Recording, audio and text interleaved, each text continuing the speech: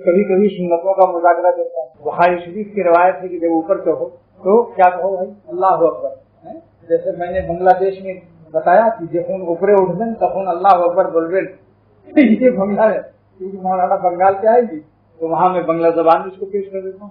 حضرت جابر رضی اللہ تعالیٰ عنہ اس کے راوی فرماتے ہیں کہ ہم حضور صلی اللہ علیہ وسلم کے ساتھ جب سفر کرتے تھے تو جب بلندی پر چڑھتے تھے تو اللہ اکبر کہتے تھے, جب نیچے اترتے تھے سبحان اللہ پڑھتے.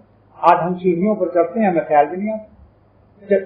تھوڑی دن گرما گرمی رہتی ہے, جس دن میں اس کو بیان کر دیتا ہوں تو اس دن سب گرم ہو جاتے ہیں. اگر 2-4 ہفتہ 2-4 مہینے کے بعد پھر وہ سب بھول بھال سے ختم. اس لیے ضرورت ہے بار بار تذکر جو ہے امر ہے مضارع سے بنتا ہے. مضارع میں خاصیت ہے تجدد استمراری کی, یعنی بار بار تذکیر ہو, بار بار اس کا ذکر ہو, ورنہ آدمی میں غفلت پیدا ہو جاتی ہے. ہمارے گھر سے جب سیڑھی سے اتریے سبحان اللہ پڑھو. اپنے گھروں میں بھی سیڑھیاں ہیں, یہاں تو کراچی میں اکثر بیچارے گھروں میں سیڑھیاں بہت ہیں. کوئی بھی بلندی کی جگہ ہو, کپڑا پہننے جوتا پہننے اتارنے میں سب میں سنت کا خیال رکھیے.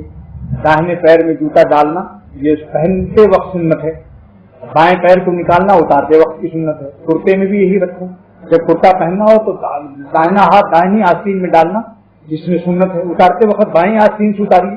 اگر کہیں غلطی ہو جائے تو پھر پہنیے.